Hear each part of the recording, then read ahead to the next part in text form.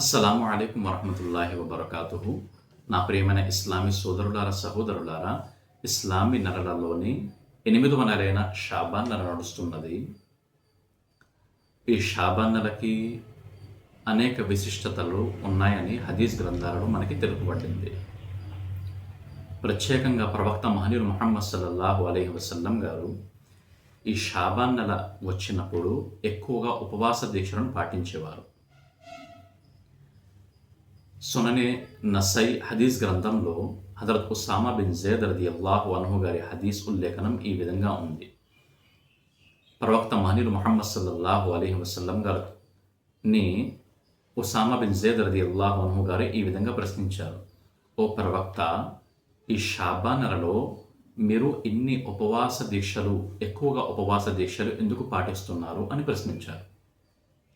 దానికి సమాధానంగా ప్రవక్త సల్లల్లాహు అలైహి వసల్లం గారు ఈ విధంగా ఉపదేశించారు.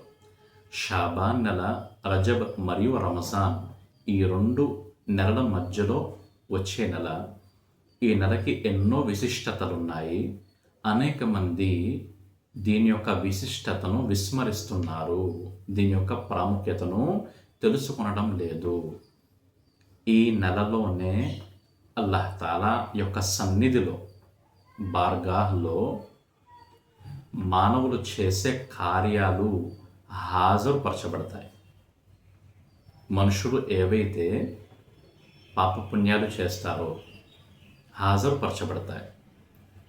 మరి నేను అల్లాహ్ యొక్క సన్నిధిలో నా యొక్క కార్యాలు ఎప్పుడైతే హాజరుపరచబడతాయో అప్పుడు గనక నేను రోజా స్థితిలో ఉంటే, రోజా ఉపవాస దీక్షను గనక పాటిస్తూ ఉంటే అల్లాహ్ నాపై కారుణ్యాన్ని చూపే అవకాశం ఉంది. అందుకని చెప్పేసి నేను ఉపవాస దీక్షను పాటిస్తున్నాను అని చెప్పేసి ప్రవక్త మహనీయులు ముహమ్మద్ సల్లల్లాహు అలైహి వసల్లం గారు సెలవిచ్చారనమాట. అందుకని సోదరులారా, ఈ షాబాన్ నెలకి ఉన్న విశిష్టత ఎందువలన అంటే, ఈ నెలలో మానవులు చేసే కార్యాలన్నీ కూడా అల్లాహ్ యొక్క సన్నిధిలో హాజరుపరచబడతాయి. అందుకని చెప్పేసి మనం ఈ నెలలో ప్రవక్త గారిని అనుసరిస్తూ మన యొక్క తాకత్ ప్రకారంగా ఉపవాస దీక్షలు, నఫిల్ ఉపవాసాలు పాటించే ప్రయత్నం చేయాలి. మరట్లయితే సోదరులారా, ఈ షాబాన్ నెల యొక్క ప్రస్తావనలోని హదీస్ గ్రంథాలలో షబె బరాత్ గురించి కూడా మనకి ప్రస్తావన కనిపిస్తుంది. షబె బరాత్కి కూడా అనేక విశిష్టతలు ఉన్నాయని హదీసుల ద్వారా మనకి తెలియజేయడం జరిగింది. సునన్ ఇబ్నే మాజా హదీస్ గ్రంథంలో హజరత్ అలీ రదియల్లాహు అన్హు గారి ఉల్లేఖనం ఈ విధంగా ఉంది. ప్రవక్త మహనీయులు ముహమ్మద్ సల్లల్లాహు అలైహి వసల్లం గారు ఈ విధంగా చెప్పారు, ఇదా కాన లైలతున్ నిస్ఫి మిన్ షాబాన్, షాబాన్ నెల యొక్క 15వ రాత్రి ఎప్పుడైతే వస్తుందో, ఫకూము నహారహా, మీరు ఆ రాత్రి జాగారం చేయండి, ఆరాధనలో నిమగ్నమై ఉండండి. వస్సుము నహారహా, ఆ రాత్రి తర్వాత వచ్చే పగలు మీరు ఉపవాస దీక్షని పాటించండి అని ప్రవక్త మహనీయులు సల్లల్లాహు అలైహి వసల్లం గారు చెప్పారు.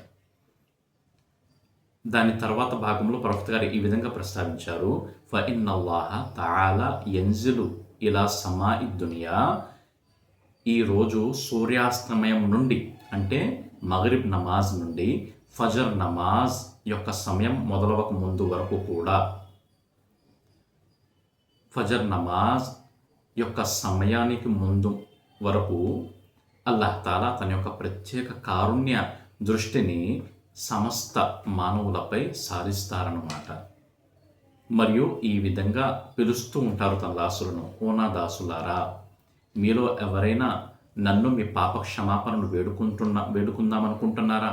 అట్లయితే నన్ను వేడుకోండి, నేను మీ పాపాలను క్షమిస్తాను. ఓ నా దాసులారా, మీరు ఎవరైనా ఆహారాన్ని, సంపదను కోరుకుంటున్నారా? నన్ను వేడుకోండి, నేను మీకు ఆహారాన్ని, సంపదను ప్రసాదిస్తాను. ఓ నా దాసులారా, మీలో ఎవరైనా మీకున్న ఇక్కట్లోనూ, ఇబ్బందులు, కష్టాల నుండి విముక్తి నన్ను కోరుకుంటున్నారా? అట్లయితే నన్ను కోరుకోండి, నేను మీ దువాని ఆలకిస్తున్నాను, మీ దువాని కబూల్ చేస్తాను, మీకు అన్ని రకాల కష్టాల నుండి విముక్తిని ప్రసాదిస్తాను ఓ నా దాసులారా, నన్ను దువా అడగండి, నేను మీ దువాని కబూల్ చేస్తాను అని చెప్పేసి అల్లాహ్ తాలా మగరిబ్ సూర్యాస్తమయం నుండి మగరిబ్ సమయం నుండి పొద్దునే సుబహ్ సాదిక్ ఫజర్ నమాజ్ యొక్క సమయానికి ముందు సెహరీ టైం వరకు కూడా సెహరీ సమయం వరకు కూడా అల్లాహ్ తాలా ఈ విధంగా తన దాసుడిని పిలుస్తూ ఉంటారు, దువా కబూల్ చేస్తూ ఉంటారు. అందుకని చెప్పే సహోదరులారా, మనం ఈ రాత్రి ఆరాధనలో నిమగ్నమై ఉండాలి. అదేవిధంగా మన అవకాశాన్ని బట్టి తెల్లవారుజామునే సెహరీ చేసి ఒక్కరోజు నఫిల్ ఉపవాసం ఉండే ప్రయత్నం చేయాలి. ఇంత మాత్రమే మనకి ఈ హదీస్ గ్రంథాల ద్వారా మనకి తెలుపబడ్డాయి. అట్లయితే సోదరులారా, ప్రవక్త మహనీయులు ముహమ్మద్ సల్లల్లాహు అలైహి వసల్లం గారి యొక్క హదీస్ ఆధారంగా మనం గనక ఆలోచించినట్లయితే మనకి 2 అంశాలే చదువుపబడ్డాయన్నమాట. ఒకటి, రాత్రి మీ యొక్క తాకతు ప్రకారంగా ఆరాధనలో నిమగ్నమై ఉండండి. నఫిల్ ఆరాధన అంటే ఏంటి సోదరులారా? నఫిల్ నమాజ్ చదవచ్చు, సలాతు తస్బీ నమాజ్, అదేవిధంగా తహజ్జుద్ నమాజ్, అదేవిధంగా జిక్రులు అల్లాహ్ని జపించడం, తస్బీహ్ చేయడం, అదేవిధంగా ఖురాన్ యొక్క పారాయణం చేయడం, అదేవిధంగా ఎక్కువ సమయాన్ని దువా వేడుకోవడం, ఇవన్నీ కూడా ఆరాధన అన్నమాట. ఈ ఆరాధనలో నిమగ్నమై ఈ రాత్రి మనం గడపాలి. అదేవిధంగా ప్రవక్త మహనీయులు ముహమ్మద్ సల్లల్లాహు అలైహి వసల్లం గారు ఈ షబే బరాత్ రాత్రి కబ్రస్థాన్కి కూడా వెళ్ళడం జరిగింది. అందుకని చెప్పేసి మనం కూడా అవకాశం ఉంటే కబ్రస్థాన్కి వెళ్ళి మన పూర్వీకులు, మన వంశీకులు, సమస్త విశ్వాసులందరి కోసం కూడా మనం క్షమాపణ వేడుకొని వారికి పుణ్యాన్ని చేకూర్చి రావచ్చు. ఆ పుణ్యం ఏ విధంగా చేకూరుతుంది అంటే 11 సార్లు కుల్ వల్లా సూరా, లేదా మనకి వచ్చిన సుబ్హానల్లా, అల్హమ్దులిల్లా, లా ఇలాహ ఇల్లల్లా, అల్లాహు అక్బర్, అస్తగ్ఫిరుల్లా, అదేవిధంగా సల్లల్లాహు అలైహి వసల్లం మనకి ఏది వస్తే వాటిని కొన్నిసార్లు చదివి అల్లాహ్ని దువా పెడుకోవాలన్నమాట. ఓ అల్లాహ్, నేను ఏవైతే కలిమాలను, దువాలను, ఖురాన్ ఆయతులను పాటించానో అల్లాహ్ వాటి పుణ్యాన్ని నా పూర్వీకులకి, అదేవిధంగా సమస్త విశ్వాసులందరికీ ప్రసాదించు, తద్వారా వారందరినీ క్షమించు అని చెప్పేసి మనం దువా చేయాలన్నమాట. ఇంతవరకు మాత్రమే సోదరులారా మనకి హదీసుల ద్వారా చెప్పబడింది. ఇది కాకుండా సోదరులారా, మన ముస్లిం సమాజంలో ఇస్లామిక్ పరిజ్ఞానం లేనందువలన కొన్ని అపోహలు, మూఢనమ్మకాలు ఈ షబే బరాత్ రోజు అనేక రకమైనవి చేకూరుతున్నాయి అన్నమాట. అనేక రకమైన మూఢనమ్మకాలు ఈ షబే బరాత్ రోజు జరుగుతాయన్నమాట. వాటిలో ముఖ్యంగా ఏమిటంటే, మన సహోదరులు ఇస్లామిక్ పరిజ్ఞానం లేనందువలన ఈ రాత్రి షబే బరాత్ కాకుండా పెద్దల పండుగ అని చెప్పేసి ప్రస్తావించుకుంటారు. మరియు ఈరోజు రాత్రి వారు మూఢనమ్మకంగా భావించేది ఏమిటంటే, ఈరోజు రాత్రి అల్లాహ్ తాలా మరణించిన వారిని వారి యొక్క ఇండ్లకి పంపించి మీకోసం మీ చుట్టాలు, మీ బంధువులు ఏవైతే ఆహారాన్ని వండి పెట్టారో వాటిని మీరు త్రాగి తిని రండి, ధరించి రండి అని చెప్పేసి చెప్తారన్నమాట. ధరించి రండి అని చెప్తారని మూఢనమ్మకంగా ప్రజలు భావిస్తారు.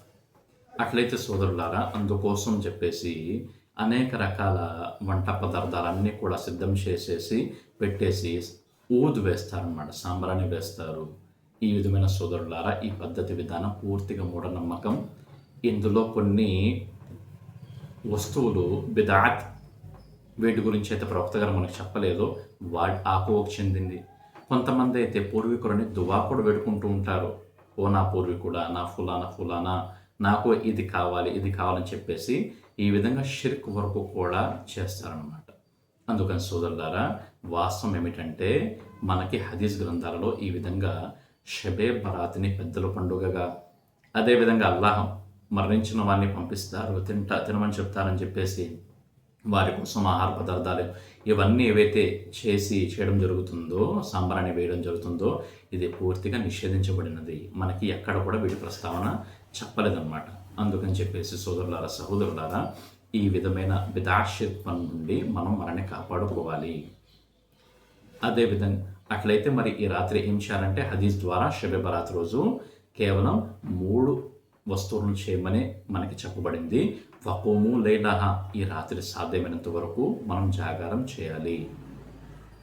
జాగారంలో నఫిల్ నమాజులు, ఖజా నమాజులు, అదేవిధంగా జికర్, ఖురాన్ పారాయణం, అదేవిధంగా ఎక్కువసేపు దివాలో మనం నిమగ్నమై ఉండాలి. రెండో విషయం, తెల్లవారుజామునే ఒక్క రోజా నఫిల్ రోజా ఉండే ప్రయత్నం చేయాలి. అవకాశం గనక ఉంటే కబర్స్థాన్కి వెళ్ళి మన పూర్వీకుల వంశీకులందరి కోసం దువా చేసి రావాలి. ఈ 3 వస్తువులు మాత్రమే మనకి ఈ హదీసుల ద్వారా ఇస్లామీ షరియత్లో చెప్పబడ్డాయి అన్నమాట. అట్లయితే ఈ రాత్రి ఖచ్చితంగా జాగారం ఉండాలి లేదా పగలు ఖచ్చితంగా రోజా ఉండాలి అన్నదైతే లేదు సోదరులారా. పూర్తిగా ముస్తహబ్ అమల్ అన్నమాట. చేస్తే ఎంతో పుణ్యం చేకూరుతుంది. ఇటువంటి అవకాశాలు అరుదుగా వస్తాయి కాబట్టి వీటిని మనం సద్వినియోగం చేసుకోవాలి. ఒకవేళ మనకి కనుక శరీర అలసట ఉన్నది, పగలంతా పని చేస్తున్నాం, రాత్రి కనుక మేము మేలుకోలేము అన్న గనక విషయం ఉంటే, ఇషా నమాజ్ని జమాత్తో సహా చదువుకొని కొంచెం సేపు గంటన్నర 2 గంటలు మనం నఫిల్ నమాజుల్లో, ఖురాన్ పారాయణంలో, దువాలో, జికర్లో మనం నిమగ్నమైపోయి కొంచెం సేపు నిద్రపోయి వెంటనే మళ్ళీ సెహరీకి లేసే అవకాశం ఉంటే సెహరీ చేయండి, లేకపోతే ఫజర్ నమాజ్ జమాత్తో సహా చదవండి. ఈ విధంగా ఎవరైతే ఇషా మరియు ఫజర్ నమాజ్ని జమాత్తో సహా చదువుతారో అల్లాహ్ తఆలా వారికి పూర్తి రాత్రి మేల్కొని ఆరాధన చేసిన వారికి సరిసమానంగా పుణ్యాన్ని ఇస్తారన్నమాట. అందుకని సోదరులారా, మనం ప్రయత్నం చేయాలి, లేకపోతే ఇషా ఫజర్ నమాజ్లు జమాత్తో చదవాలి. అది కాకుండా రాత్రి మొత్తం మేలుకొని ఫజర్ నమాజ్ యొక్క సమయంలో మనం నిద్రపోయి ఫజర్ నమాజ్ని విడిచిపెడితే ఇది మంచి విషయం కాదు. అందుకని చెప్పే సోదరులారా, ఈ రాత్రి సాధ్యమైనంత వరకు దువాలో మనం వేడుకోవాలి అల్లాహ్ని. ఎందుకంటే అల్లాహ్ తన యొక్క ప్రత్యేక కారుణ్యాలను ఈ రోజు రాత్రి మనపై సారిస్తానన్నమాట. అందుకని చెప్పేసి అల్లాహ్ తఆలా మనందరికీ ఈ మాటలపై అమలు చేసి భాగ్యాన్ని ప్రసాదించుగాక. అస్సలాము అలైకుం వరహ్మతుల్లాహి వబరకాతుహు. అల్లాహ్ తఆలా మనందరికీ ఈ మాటలపై అమలు చేసి భాగ్యాన్ని ప్రసాదించుగాక. అస్సలాము అలైకుం వరహ్మతుల్లాహి వబరకాతుహు.